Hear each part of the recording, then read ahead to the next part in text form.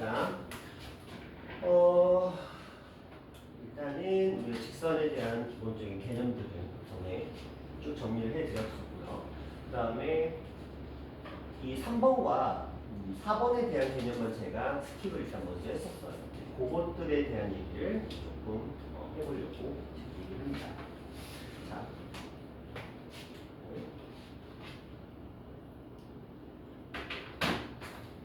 우리가 항등식이라는 걸 배웠어요. 항등식. 항등식이라는 걸 배우면서 일반적인 형태가 이런 형태가 있었죠. 예를 들어서 K에 관한 항등식일 때 이런 표현이 나와요. A, K 플러스 B는 0이다. 만약 K에 관한 항등식인데 그러면 당연히 우리는 A도 0이고 B도 0이라고 알고 있어요. 이건 너무나 당연한 거니까. 근데 자, 이 항등식이 이렇게 바뀌기도 하죠. x-ak 플러스 y-b는 0 이런 꼴로 나올 수도 있어요. 이것도 항등식입니다. k에 관한 항등식인 건 계속 유지가 되는 상태고요. 그러면 얘는 당연히 x는 a, y는 b라는 값을 가지게 돼요. 이거는 크게 문제될 거 없죠? 그렇죠? 그러면 이걸 이제 해석해보자. 이게 k에 관한 항등식인데 x는 a, y는 b라는 이 녀석의 값을 그냥 단순하게 x는 a, y는 b다 이렇게 계산할 수도 있지만 어떤 해석이 또 가능하냐면 이 식 자체를 보면 x하고 y가 들어있는 1차 함수의 형태를 가지고 있어요. 그렇죠? 그러면 얘는 단순하게 x는 a, y는 b라는 해석도 가능하지만 k 값에 관계없이 항상 a, b라는 점을 지난다. 이런 해석이 가능합니다.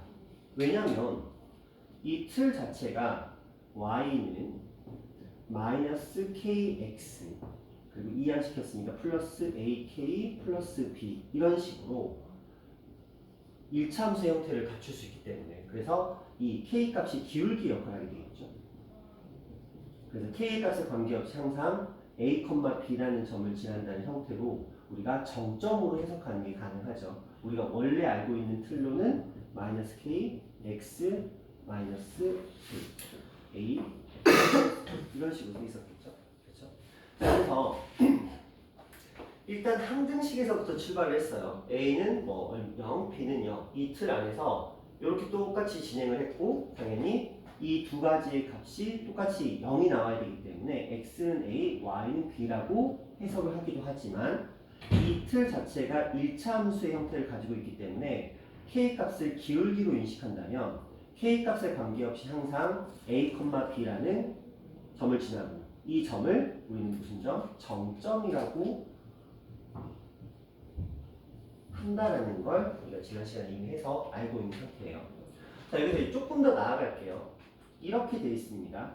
예를 들어서 x-2y 그리고 k 이렇게 써 있고요. 플러스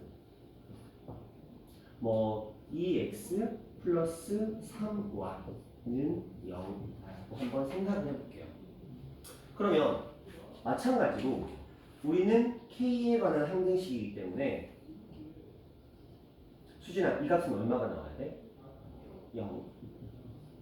시영아 이 값도 얼마가 나와야 돼? 0. 그럼 우리는 계산을 하겠죠. 어떤 계산을 하냐면 x-2y도 0이 나오고 2x 플러스 3y도 0이 나오는 이 연립방정식을 계산을 하게 돼요. 그럼 준정 계산 잘하니까 x 값은 얼마가 나와요? 0. 0. y 값은? 0. 계산은 그렇게 나와요. 이 둘을 계산하면? 네. 확실해요? 네. 오케이. 그래서 x는 0, y는 0이라는 형태를 가지게 됩니다. 그러면 자, 얘랑 똑같은 행동을 우리는 지금부터 할 거예요. 이 i는 그냥 단순하게 얘가 가지는 x, y의 값을 물어본다고 한다면 k 값에 관계없이 항상 x는 0, y는 0이라는 값을 가진다. 이렇게 인식하는 것도 가능하지만 이것 또한 어떤 틀을 가지고 있죠? 1차 함수 형태를 가지고 있어요. 물론 좀 더 얘보다는 복잡한 형태가 되기는 할 거예요. 그렇죠? 당연히 얘보다는 훨씬 복잡하겠지, 식 자체가. 그렇다면 어쨌든 정리는 가능합니다. 뭐 예를 들어 y에 대해서 정리를 하게 되면 복잡하긴 하지만 정리 한번 해볼게요. 마이너스 2k y 이쪽에 있는 플러스 3y 남기고 나머지 이항시킵니다. 자, 이거 넘어가겠고요. 마이너스 kx 이거 넘어가서 마이너스 2x 형태를 띄게 되고요. 그러면 마이너스 2k 플러스 3에 y로 묶이고 그다음 이쪽은 뭐 x가 기준이니까 마이너스 볼까요? k 플러스 2의 x 형태를 띄게 됩니다. 이 아이가 넘어가면서 y는 뭐 밑으로 가겠죠. 그래서 마이너스 플러스 바뀌어서 2k 마이너스 3분의 k 플러스 2의 x라는 어쨌든 1차 함수 형태는 만들어집니다. 그렇죠? 그렇다면 당연히 이 녀석은 x가 0, y가 0이라는 값을 무조건 가져야 되는 거예요. 그렇죠? 맞죠? x가 0, y가 0이라는 값을 이 아이는 무조건 가져야 됩니다. y하고 x는. 그렇다면 우리가 여기서 했던 해석과 동일하게 이 1차 함수 형태를 가지는 이 직선은 x는 0, y는 0이라는 값을 무조건 가진다는 말은 다시 말하면 얘는 0,0이라는 점을 반드시 이렇게 해석하는 게 가능하겠죠. 똑같죠. 그러면 얘는 이 점을 무슨 점으로 가지고 있는 거예요? 정점으로 가지게 됩니다. 여기까지 문제 없죠? 괜찮겠어? 괜찮겠어? 수진아 괜찮겠어? 수정이도? 오케이. 자, 여기까지는 문제가 없어요. 자, 이제 이 말을 일반화 시켜볼게요. ax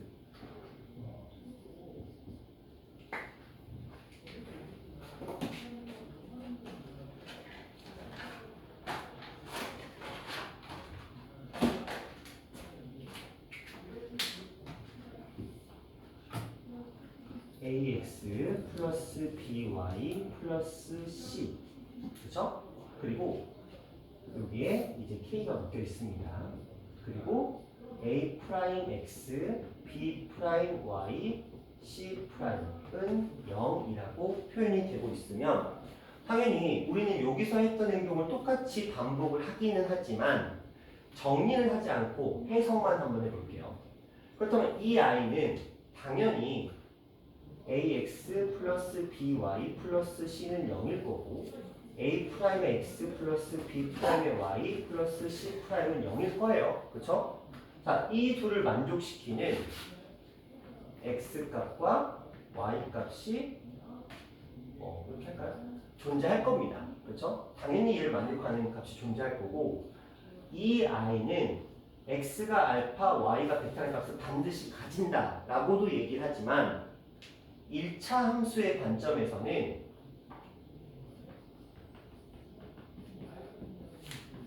알파, 베타라는 점을 반드시 지난다라고도 해석이 돼요. 똑같은 얘기입니다. 그런데 이 알파, 베타라는 i가 본질적으로는 이 두 1차 함수의 해예요. 맞죠? 그 말은 이 두 1차 함수의 해라는 건 두 직선이 만나는 뭐의 좌표? 교점의 좌표라고 해석이 됩니다. 맞죠? 그러니까 이걸 다시 이제 정리해서 말해보면 이러한 형태는 이 1차 함수의 직선과 이 직선이 만나는 교점을 반드시 지나는 직선의 형태를 띠고 있겠다라고 얘기를 하게 되는 거예요.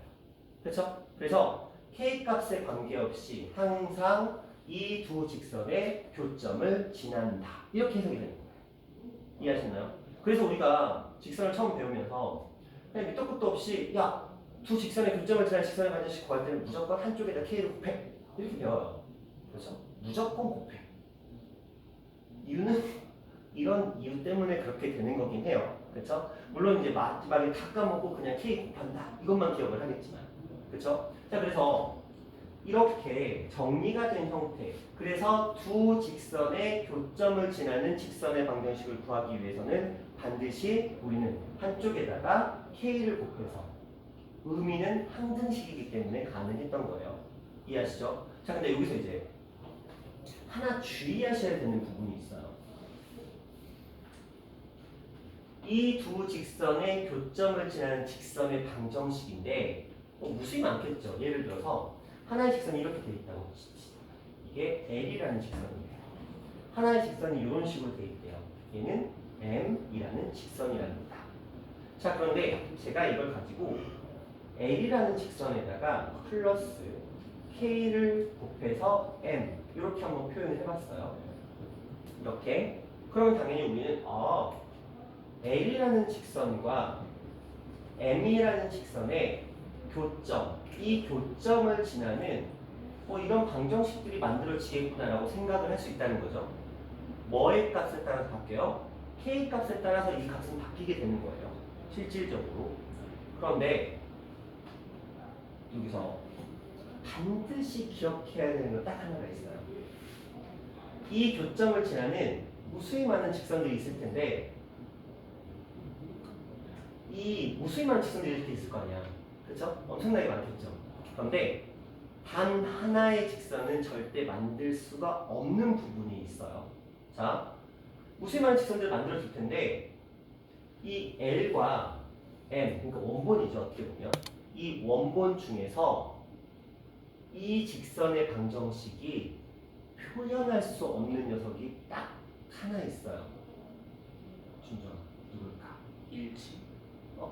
일치. 아니, L도 표현할 수 있고 M도 표현할 수 있다고 보는데 이 두 직선 중에서 이 식의 형태가 절대 표현할 수 없는 직선이 하나가 있어. 이 둘 중에 하나. K가 0인데. K가 0이면 누굴 표현할 수 있어? K가 0이면 누굴 표현할? 아니, K가 만약에 0이 돼버리면 이 식의 형태는 누굴 나타내? 그렇죠. L은 0의 형태가 되겠지. 언제? K가 0일 때. 그렇죠? 그러니까 이 식은 누구는 표현할 수 있어? L은 표현할 수가 있어. 자, 이제 지우야 생각해봐. 이 식을 가지고 이 식을 이 직선의 방정식을 표현할 수 있을까 없을까? 절대 불가능해요. 얘를 표현하려면 얘가 없어져야 되거든. 얘는 그대로 남겨놓고 그런데 그런 연산 자체가 불가능합니다. 왜 불가능할까? 연산상으로는 절대 만들어낼 수가 없는 구조예요. 그래서 학교 시험에서 가끔 이 개념 문제로 이렇게 나와요. 예를 들어서 저기 썼던 것처럼 그냥 이런 식으로 씁니다.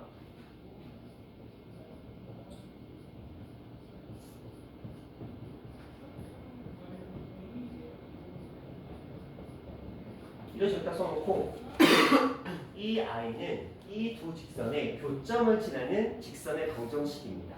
그런데 이 직선이 그 무수히 많은 직선들 중에서 이 I 이것만은 나타낼 수가 없다라고 우리는 얘기합니다. 왜? 얘가 0이 되면 얘는 표현이 가능해요. 그렇죠? 지워지니까. 그런데 얘만 살리고 얘만 지울 수 있는 방법은 연산상으로는 존재하지가 않는다. 그거 하나는 조금 기억해 주세요. 그렇죠? 자, 그리고 그냥 이거는 우리가 이제 수식으로 이해를 한 거잖아요. 수식으로. 그러니까 이게 실제로 진짜 그렇게 되는 거를 그래프로 살짝만 맛보기로 보여드려 볼게요. 자, 이런 거 한번 표현해 봅시다.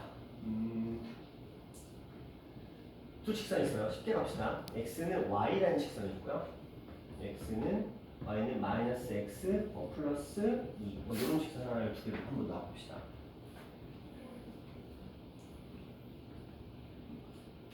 자, 저 y는 지금 이렇게 지나가는 거고요. 그래, 마이너스니까 여기서 이렇게 내려가는 그래프 형태를 띄고 있을 겁니다.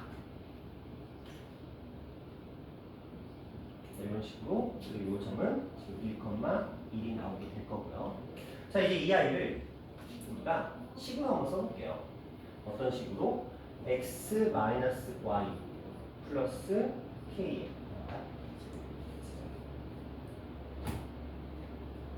x 플러스 y 마이너스 2 플러스 k의 x 마이너스 y는 0. 이런 식으로 한번 표현을 해볼게요. 그러면 이제 x 마이너스 y는 0이라는 직선과 그 다음에 요 녀석 요거 y는 마이너스 x 플러스 2라는 직선을 가지고 만들어낸 형태예요. 자, 내가 k에다 0을 집어넣으면 당연히 이 직선이 나오겠죠. 자, k에다가 그냥 숫자 하나 집어넣어보자. 준정아, 어떤 걸 집어넣어볼까? 1 한번 집어넣을게요. 1 집어넣으면 당연히 얘기가 1이 들어갔으니까 2x 그 다음에 y는 어떻게 돼요? 소거돼요. 그리고 마이너스 2는 0 이렇게 되겠죠. 그러면 얘는 x는 1이라는 직선입니다. 그럼 x는 1이라는 직선은 어떻게 생겼어요? 그냥 여기를 이렇게 지나는 형태가 되겠죠. 그렇죠? 자, k에다가 뭐 마이너스 1 한번 대입해 볼까요? 마이너스 1 들어가면 x가 소거되면서 2y 마이너스 2는 0이 되면서 y는 1이라는 직선이에요. 그래서 이 아이는 여기를 이렇게 지나가고 있을 거예요. 이번에는 2라는 숫자를 한번 대입해 볼게요. 2 그러면 만나서 3x 2가 들어갔으니까 마이너스 y 마이너스 2는 0이라는 형태를 가지게 됩니다. 그런데 1,1 대입해보면 성립하죠. 당연히 이 점을 지납니다. 기울기 자체는 3이라는 값을 가지게 돼요. 그래서 이 아이는 여기서 이런 식으로 이렇게 올라가는 그래프가 될 거예요. 또 하나 대입해볼까요? 마이너스 2를 한번 대입해볼게요. 이번에는 그럼 마이너스 2x와 얘가 만났으니까 마이너스 x가 될 거고요. y랑 플러스니까 플러스 3y 마이너스 2는 0이 됩니다. 자, 1,1 대입해봤더니 성립하네요. 그렇죠? 그리고 얘는 기울기가 얼마? 3분의 1이라는 직선을 듭니다. 그래서 여기를 이런 식으로 딱 지나가고 있는 형태들이 될 거예요. 그렇죠? 실제로 우리가 그냥 K에다가 하나씩 하나씩 대입해봤더니 진짜 무조건 이 점을 지나게 되죠. 그리고 여러 가지의 기울기를 가진 그래프가 된다는 걸 어쨌든 눈으로 한번 봤잖아. 그럼 이제 믿고 가는 거지. 굳이 3, 4, 5, 6, 7, 8 안 해보더라도 당연히 성립을 할 수밖에 없는 구조인 거니까. 왜? 항등식에서 출발했으니까. 되겠어요? 그리고 절대적으로 이 K가 품고 있는 I는 표현할 수가 없다. 요거 하나만 조금 명심해 주시면 돼요. 그래서 이 I는 K 값에 관계없이 항상 어떤 점을 지난다? 두 직선의 교점을 지나는 직선이 됩니다. 그런데 여기 이제 조건을 달죠. K 값을 주기도 하지만 이런 식으로 줄 수도 있어요.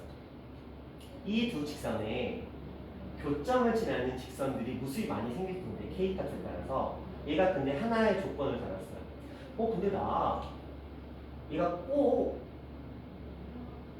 3,0이라는 점을 지났으면 좋겠어. 이렇게 얘기합니다. 얘가 꼭 3,0을 지났으면 좋겠어. 그럼 우리는 어떤 식에다가 애초에 주어져 있었던 요 식에다가 뭐만 대입하면 돼요? 3,1을 대입만 하시면 되는 거예요. 그러면 3과 2를 대입해서 3,0을 얘는 3 들어갔으니까 1 3과 0이 들어갔으니까 3k 그럼 k 값은 마이너스 3분의 1 이렇게 들어가겠죠? 그러면 우리가 원하는 식의 형태는 여기에 마이너스 3분의 1이 들어갔어요. 얘랑 만나서 3분의 2의 x가 되고요. 얘랑 2가 만나서 3분의 4의 y가 되고 마이너스 2는 0이라는 직선의 방정식 형태를 만들 수 있다는 거. 괜찮죠? 그러니까 K값을 줄 수도 있지만 이렇게 그 직선이 지나는 한 점을 주고 이 점을 지나는 직선의 형태를 우리가 연산식으로 구하는 방법도 당연히 알고 계시면 돼요. 되셨나요? 그렇죠? 그래서 지금 요 3번과 4번에서 하고자 하는 얘기가 지금 이 얘기를 제가 좀 정리해서 말씀을 드려봤어요.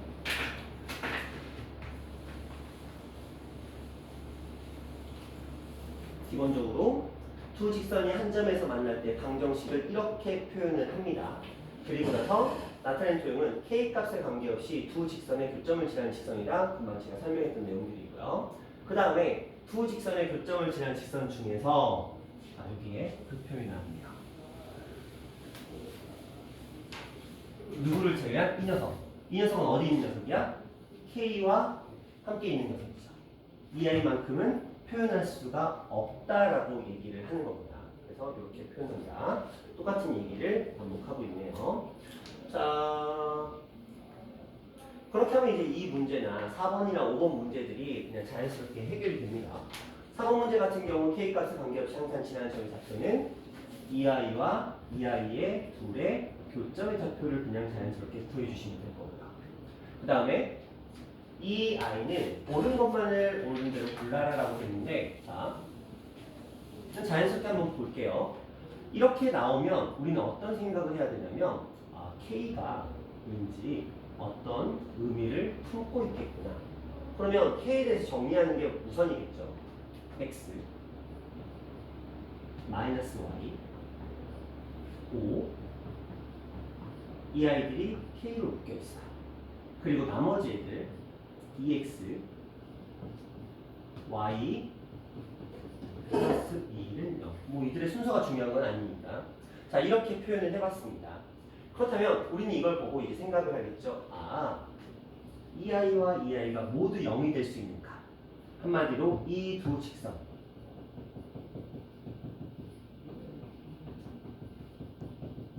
이 두 직선의 교점,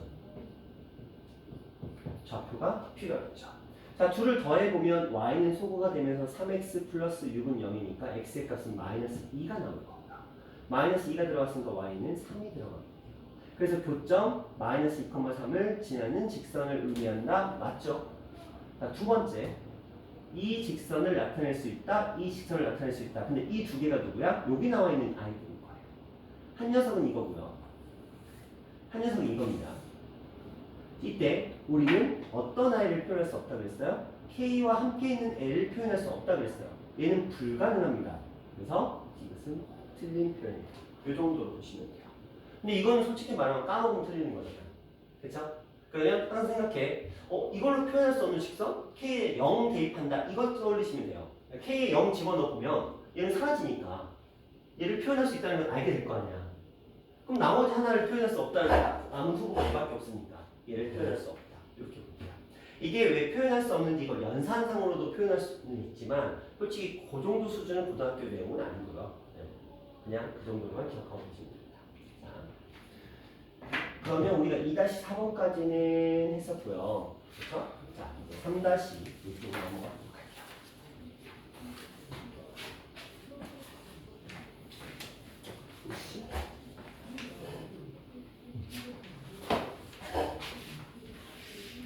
자, 세 점이 한 직선 위에 있도록 하는 A 값을 구하라.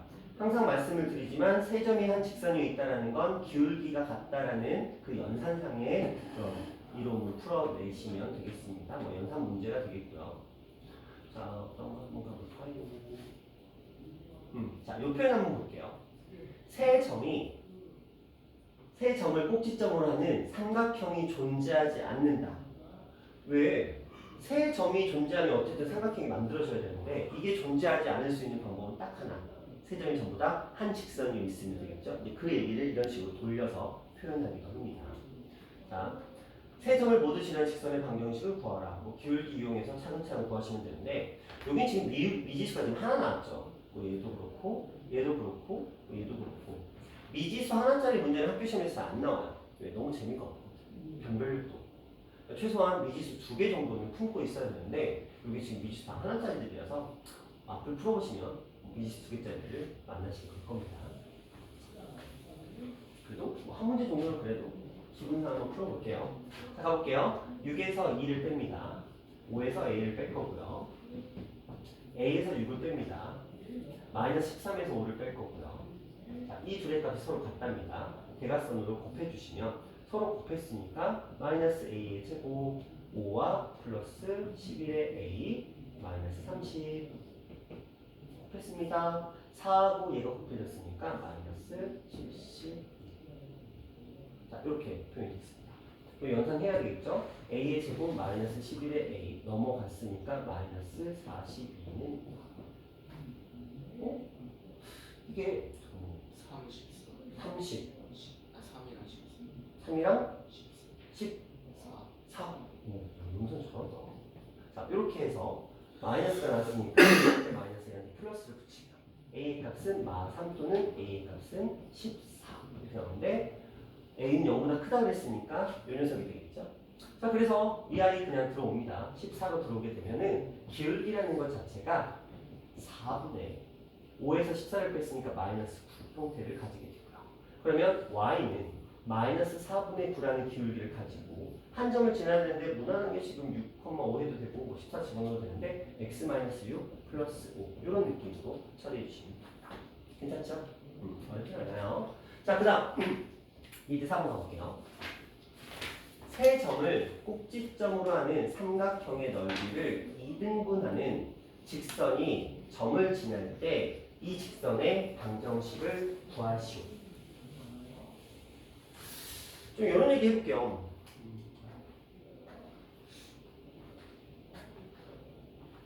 온도는 적당히? 괜찮아요? 자, 세 점을 지나는 꼭지점으로 삼각형의 넓이를 2등분한다. 시우야, 삼각형의 넓이를 2등분하는 직선.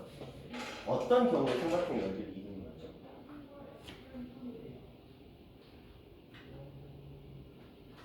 직선이 삼각형의 넓이를 2등분한다. 뭐 다시 말하면 삼각형의 중심이 뭔데?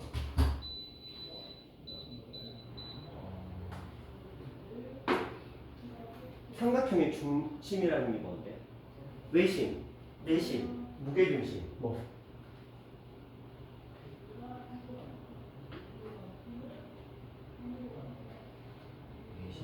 내심. 준영아, 어디? 삼각형이 있어요. 외심. 직선이 얘를 지난답니다. 그러면 넓이가 2등분 된대요. 어떻게 지나야 2등분이 될까? 지우야, 어떻게 지나야 2등분이 되죠? 형의 중점이랑 반대쪽. 오, 저게 가장 정확한 표현이에요. 무게중심을 지난다. 무게중심이 있었어요. 이렇게 지나면 어쩔 건데? 그쵸? 외심, 내심 무슨 의미가 있어요? 자, 삼각형의 넓이를 2등분한다는 건 그냥 이렇게 생각하시면 됩니다. 그냥 중선이다. 이렇게 생각하시면 돼요. 중선이 뭔지는 아시죠? 꼭지점에서 이렇게. 자, 이 아이 보시면 당연히 이 둘의 길이가 같잖아요. 우리 아시죠? 밑변의 길이가 뭐의 넓이의 비다 라고 알고 계시죠? P가 같은 삼각형의 밑변의 길이의 비가 넓이의 비다. 근데 이게 중선이 되면 당연히 이 둘의 길이는 같기 때문에 넓이 또한 같아지겠죠. 물론 중선은 이쪽에도 있어요. 그렇죠? 당연히 중선은 이쪽에도 있습니다. 그러다 보니까 학생들이 착각하는 게 이 중선은 무조건 무게중심을 지나잖아요. 그렇죠? 중선은 무조건 무게중심을 지난단 말이에요. 그러니까 애들이 무게중심을 지나면 2등분 되는구나. 그치? 근데 그게 무게중심을 지난다고 무조건 2등분 되는 건 아니에요. 맞죠? 실제로 완벽하게 밑변과 평행하게 지나게 된다면 자, 이 삼각형의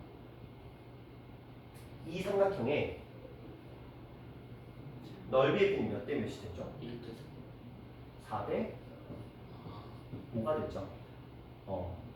밑변과 평행이 돼버리면 무조건 4대 5가 돼버립니다. 그렇다고 2등분 되는 건 아니야. 그러니까 무게중심을 지난다고 무조건 2등분 된다? 이거 틀린 표현입니다. 정확하게는 중선이 돼야만, 그렇죠? 무게중심과 꼭지점을 동시에 지나야만. 근데 그걸 우리는 중선이라고 불러요. 그렇죠? 꼭지점에서 대변의 중점을 연결한 선분, 이걸 중선이라고 부르거든요. 그래서 중선이 삼각형의 넓이를 2등분하는 거야. 물론 그러니까 연산상으로 2등분할 수도 있어요. 그냥 이렇게 지나고 있는데 그냥 이런 식으로 막 지났어. 이런 느낌으로 지났어. 근데 우연히 이 녀석과 이 녀석의 넓이가 뭐 같아질 수도 있겠죠. 그런 경우도 있기는 하지만 기본은 중선인 경우에 넓이를 2등분한다라고 얘기를 합니다. 자, 아까 여기서 4대 5가 왜 나왔냐면 그렇죠? 이 무게중심이라는 녀석은 2대 1이에요. 그렇죠? 그런데 보통 저는 3등분을 합니다. 일반적으로. 그러면 이렇게 되죠. 그럼 넓이의 비는 무조건 1, 3, 5 이렇게 하는 건 아시죠? 1, 3, 5, 7, 9 이렇게 갑니다. 그래서 순간적으로 그냥 5하고 4를 더해서 4 이렇게 갑니다. 물론 넓이의 비를 해도 되기는 하지만 자, 그러면 이제 이 문제에서 꼭지점으로 삼각형의 넓이 이등분한 직선이 점 A를 지난다? 그럼 무슨 선이 필요한 거야? 중선이 필요한 거죠. 그러면 A도 지나지만 누구의 B하고 C의 무슨 점? 중점도 지나고 있어야만 문제가 해결이 되겠죠. 괜찮죠? 자, 이런 느낌. 근데 그게 실질적으로는 어디도 지나요? 무게중심도 지날 수밖에 없어. 그러니까 이 중점의 좌표가 주어지지 않고 무게중심이 주어지더라도 상관없겠죠. 어차피 A와 무게중심 G를 지나면 알아서 중선으로 됩니다. 이런 느낌으로 해봅시다. 자, 그 다음 봅니다. 세 점을 꼭지점으로 하는 삼각형의 넓이를 직선이 이등분한다. 이 아이는 원점을 지나는 직선이니까 상관없죠. 괜찮죠? 자, 삼각형의 세 점을 꼭지점으로 하는 삼각형에 있다. 직선이 넓이를 이등분하고 A, B의 중점을 지난다. 그 말은 뭐야? 무조건 C를 지난다는 소리예요. 그쵸? A, B의 중점을 지났는데 넓이를 이등분하려면 나머지 한쪽 꼭지점으로 가야 됩니다. 반드시 C를 지나겠죠? 그런 느낌으로 해석할 수 있습니다. 자, 네 점이 꼭지점을 하는 사각형이 있습니다. 직선이 사각형의 넓이입니다. 자, 이건 좀 얘기가 달라요. 그러니까 사각형이 있는데 그 사각형이 어떤 사각형이냐가 좀 중요하거든요. 하나 볼게요.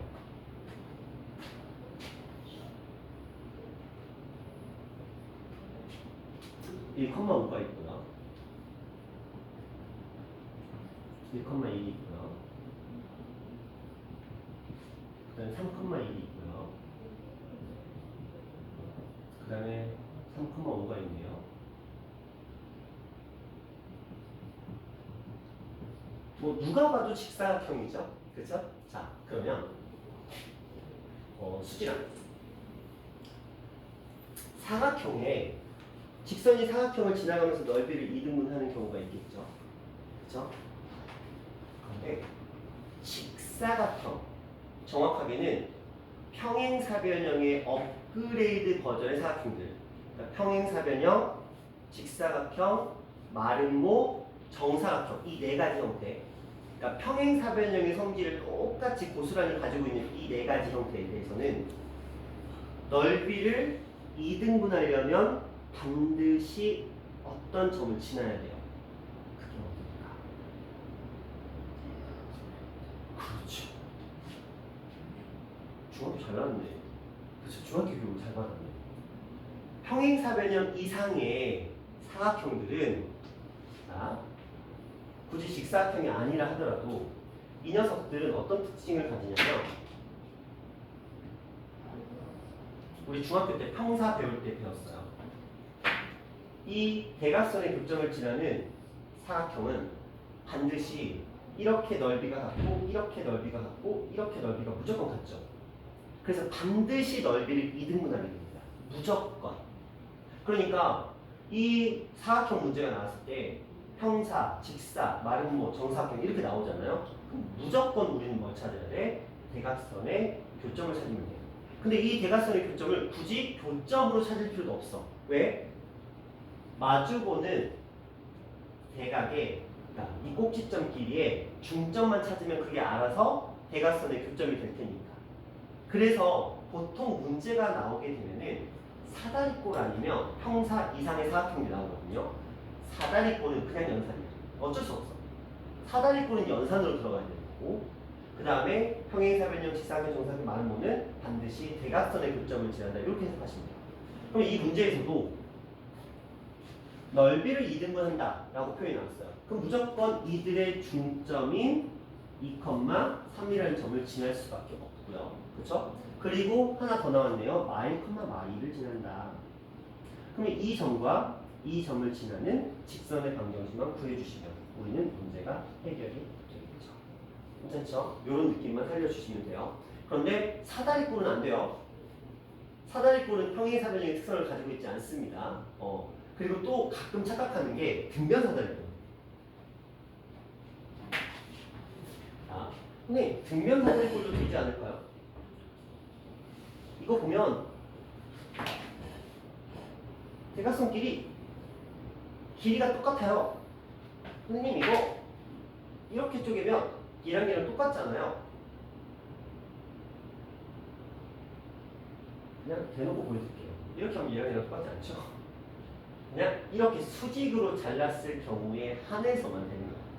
그러니까 큰 의미 부여하실 필요는 없다. 자, 사다리꼴류의 문제들은 그냥 열심히 노가다 하시면 됩니다. 자, 그 다음 나올게요.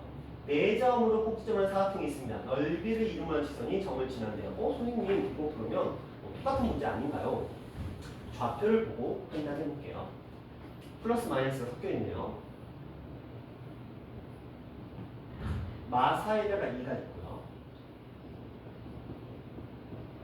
그 다음에 마5에다가 마1이 있네요.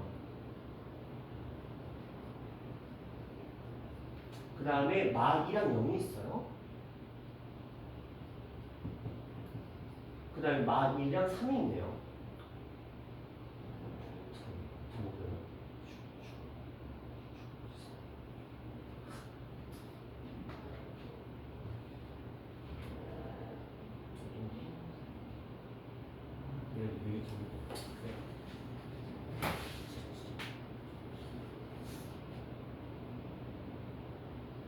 뭐 이런 느낌으로 만드시기 바랍니다.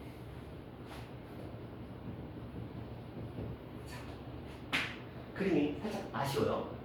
지우라, 이거 무슨 사각형이에요? 평사인 거 어떻게 알았어? 기울기를 보고 판단했죠? 그렇죠? 잘했어.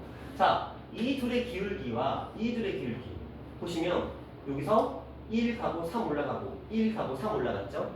자, 얘네들도 보시면 여기서 3 가고 1 올라가고 3 가고 1 올라가는 구성을 가지고 있어요. 그럼 얘는 평사네. 그럼 우리는 이게 평행사변형이라고 안 그 순간 당연히 이들의 중점을 찾겠죠. 마4하고 마2였으니까 마3이고요. 2하고 0이었으니까 1 이렇게 들어갑니다. 그래서 이 점을 반드시 지나야 될 거고요. 그 다음에 얼마? 1,2라는 점을 지나는데요. 우리는 이렇게 지나는 이 직선을 구해주시면 당연히 이 넓이도 2등분 되면서 직선의 방정식도 만들어지겠죠. 괜찮죠? 이런 느낌으로 풀어주시면 됩니다. 좀 아쉽네요. 전 사다리꼴이나 이런 거 줄 줄 알았더니 이제 그런 것도 한번 생각해 보게요. 말 나온 김에.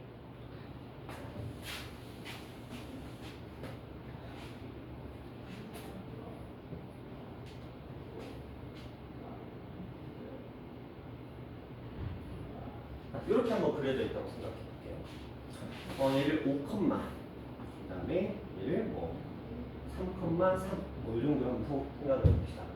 그리고 나서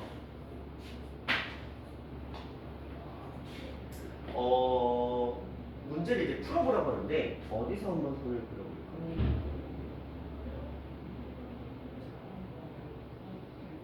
이 점을 지나면서 이 사다리꼴의 넓이를 2등분하는 직선을 우리 보고 구하라고 만약에 시켰어요. 그러면 이쪽으로 가겠지 당연히. 그렇죠? 이쪽으로 가야 문제가 풀릴 테니까. 여기는 이에요. 자, 시우야. 얘가 지나가야 되는 점은 어떤 점일까?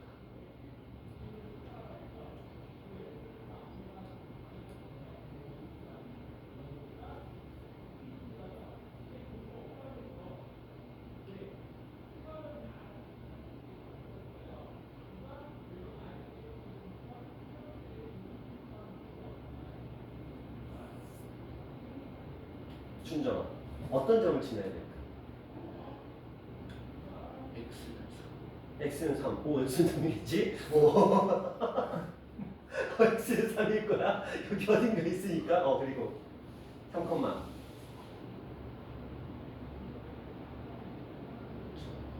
시영아, 3, 어디 지나면 될까? 2. 오. 맞아요. 이게 왜 그러냐면, 자, 생각해보면, 이 사다리꼴의 넓이는 2분의 1을 하고요. 그 다음에 아랫변과 윗변을 서로 더해서 높이를 곱합니다. 그쵸? 그렇다면 제가 여기다가 어쨌든 선을 하나 딱 그렸다고 생각을 해보자. 그럼 얘 모두 사다리꼴이에요. 맞죠? 직사각형이든 정사각형이든 어쨌든 걔네들도 사다리꼴의 일종입니다. 왜냐면 우리가 사각형에 도식화시키면 사각형에서 사다리꼴로 가고 평사로 가고 여기서 직사, 정사각형, 아니 마름모 그리고 정사각형, 수인조 이렇게 가는 거잖아. 이 모든 아이들은 전부 다 사다리꼴의 성질을 가지고 있는 거야. 그러니까 사다리꼴의 넓이 구하는 방법으로 문제를 풀 수가 있다는 거야.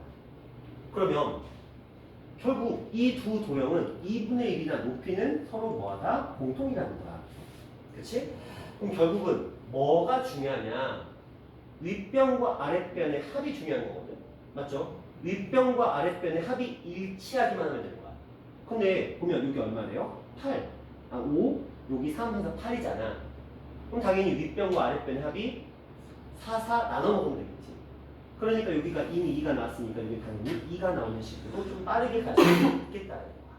근데 사다리꼴 문제가 나오면 일반적으로 이렇게 짜는 경우가 많아요. 이렇게. 그러면 우리는 이제 생각하는 거지. 윗변과 아랫변을 더해서 그들 반을 딱 쪼개놓으면 그거 나눠 먹으면 어차피 넓이는 똑같겠구나. 이런 관점으로. 그래서 수영이 했는데 이런 식으로 나와서 이렇게 가서 이렇게 떨어졌어. 근데 여기 1이라고 놓고 여기 아마 5 정도 나올 거야. 여기가 마이너스인데 여기는 4래. 그러면 꼭 여기 한 4라는 점을 한번 지나가고 생각할 거야. 6. 그러면 자 밑변의 길이가 이미 4가 나왔고요. 윗변의 길이는 7이 나왔어. 그럼 이걸 반으로 쪼개. 자, 이거 마이너스 2로 가자. 자, 그러면 윗변의 길이는 8이 나왔어. 그러면 이거 반으로 쪼개면 얼마? 6 나올 거 아니야. 그치? 그러면 여기가 이미 1이라는 길이가 나왔으니까 그럼 여기서 여기까지 길이가 얼마가 나오는데? 5가 나오면 되겠죠. 그러면 이렇게 선을 딱 그렸을 때 아래와 위를 더하는 값이 6이고 얘와 얘를 더하는 값도 6이 똑같이 나올 테니까 이런 식으로 풀 수 있겠다는 거지. 사다리꼴. 왜? 평사나 직사각형, 정사각형 말한 것처럼 이런 특성이 없으니까. 괜찮겠어요? 자, 그래서 사각형 문제에서는 넓이를 이름만 하는 문제에서는 일단은 좌표를 잘 그리면서 빠르게 이게 어떤 도형인지를 파악할 수 있으면 너무 좋지만 그게 안 된다라고 한다면 사다리꼴 같은 경우는 이렇게 된다. 근데 보통 이렇게 좌표가 너저분한 애들 있잖아요. 반듯반듯하지 않고 막 이런 식으로 막 비스듬하게 나오는 경우 있잖아요. 제 경험상으로는 이렇게 비스듬하게 나오는 문제들은 거의 다가 평사예요. 평사 계열이에요. 그렇죠? 그러니까 왜냐면 이걸 평사 계열로 주지 않는다. 좌표 평면에다가 문제를 줬는데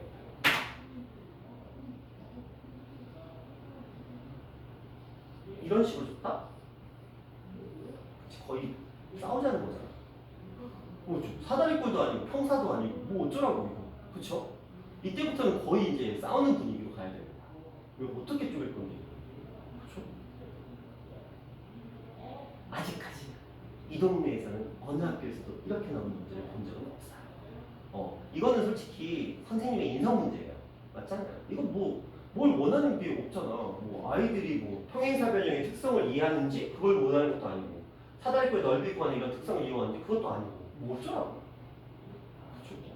그리고 띡 2점을 지났는데 그럼 막말이야 진짜. 쪼개야 되잖아. 이렇게 쪼개야 되잖아. 그럼 얘랑 넓이가 같다는 걸 해야 되잖아. 어떻게 풀어? 그치? 풀려면 신발끈밖에 없어. 근데 얘는 신발끈이니 얘는 또 신발끈. 2개 더 나가. 2개로 풀어야 돼. 이렇게 또 쪼개서 A와 B와 C로 나눠서 A랑 B를 더한 값이 C를 받는데 그럼 이 점의 좌표는 또 뭐가 돼? 이 I를 지나는 직선의 방정식을 구하고. 그치? 예를 들어 이 I를 지나는 직선의 방정식이 2분의 1에 X 마이너스 3 이런 직선이었다고 치자. 그럼 이 점의 좌표는 A, 2분의 1 A 마이너스 3이라는 좌표가 되는 거야. 이거 가지고 3개 신발끈 때리고 이렇게 신발끈 때리고 이렇게 하면 돼. 이쪽을 얘 오각형이네.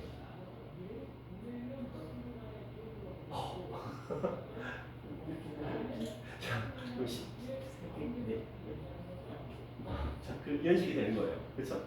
그래서 방법이 없는 건 아닌데 이런 식으로 나오면 진짜 선생님의 인성 문제인 거지. 재미도 감동도 없잖아요. 괜찮죠? 이 정도 느낌? 괜찮죠? 자, 어차피 오늘 우리 갈 길 멀기 때문에 지금 한 5분 잠깐 쉬었다가 또 이어서 좀 가보도록 할게요.